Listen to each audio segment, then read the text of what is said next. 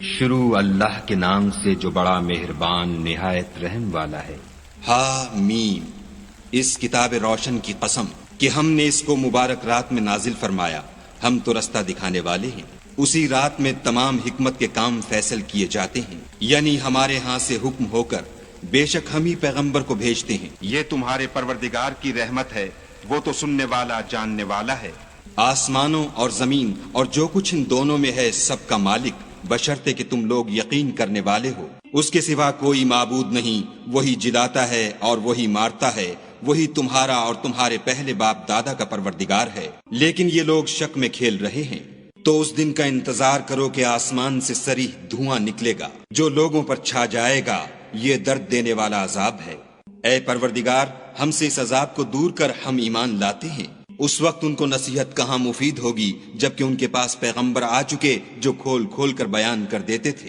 پھر انہوں نے ان سے منہ پھیر لیا اور کہنے لگے یہ تو پڑھایا ہوا اور دیوانہ ہے۔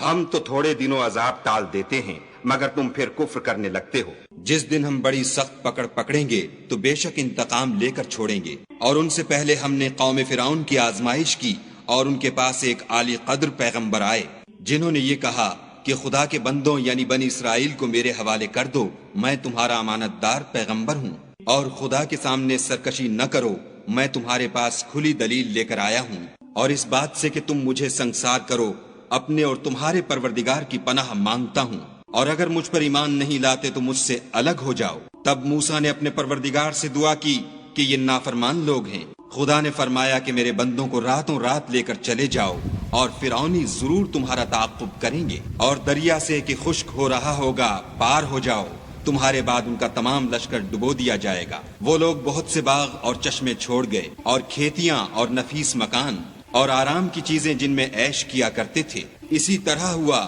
اور ہم نے دوسرے لوگوں کو ان کا مالک بنا دیا۔ پھر ان پر نہ تو آسمان اور زمین کو رونا آیا اور نہ ان کو مہلت ہی دی گئی، اور ہم نے بنی اسرائیل کو ذلت کے عذاب سے نجات دی، یعنی فرعون سے، بے شک وہ سرکش اور حد سے نکلا ہوا تھا۔ اور ہم نے بنی اسرائیل کو اہل عالم سے دانستہ منتخب کیا تھا، اور ان کو ایسی نشانیاں دی تھیں جن میں صریح آزمائش تھی۔ یہ لوگ یہ کہتے ہیں کہ ہمیں صرف پہلی دفعہ یعنی ایک بار مرنا ہے اور پھر اٹھنا نہیں۔ بس اگر تم سچے ہو تو ہمارے باپ دادا کو زندہ کر لاؤ، بھلا یہ اچھے ہیں یا تبا کی قوم؟ اور وہ لوگ جو تم سے پہلے ہو چکے ہیں ہم نے ان سب کو ہلاک کر دیا، بے شک وہ گناہگار تھے۔ اور ہم نے آسمانوں اور زمین کو اور جو کچھ ان میں ہے ان کو کھیلتے ہوئے نہیں بنایا، ان کو ہم نے تدبیر سے پیدا کیا ہے، لیکن اکثر لوگ نہیں جانتے۔ کچھ شک نہیں کہ فیصلے کا دن ان سب کے اٹھنے کا وقت ہے، جس دن کوئی دوست کسی دوست کے کچھ کام نہ آئے گا اور نہ ان کو مدد ملے گی، مگر جس پر خدا مہربانی کرے وہ تو غالب اور مہربان ہے۔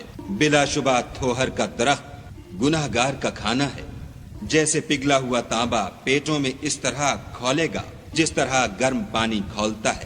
حکم دیا جائے گا کہ اس کو پکڑ لو اور کھینچتے ہوئے دوزخ کے بیچوں بیچ لے جاؤ، پھر اس کے سر پر کھولتا ہوا پانی انڈیل دو کہ عذاب پر عذاب ہو۔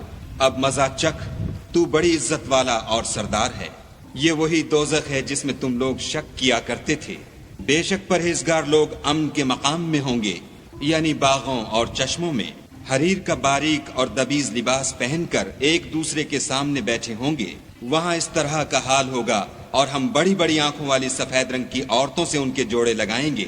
وہاں خاطر جمع سے ہر قسم کے میوے منگائیں گے اور کھائیں گے، اور پہلی دفعہ کے مرنے کے سوا کہ مر چکے تھے موت کا مزہ نہیں چکھیں گے، اور خدا ان کو دوزخ کے عذاب سے بچا لے گا۔ یہ تمہارے پروردگار کا فضل ہے، یہی تو بڑی کامیابی ہے۔ ہم نے اس قرآن کو تمہاری زبان میں آسان کر دیا ہے تاکہ یہ لوگ نصیحت پکڑیں۔ بس تم بھی انتظار کرو، یہ بھی انتظار کر رہے ہیں۔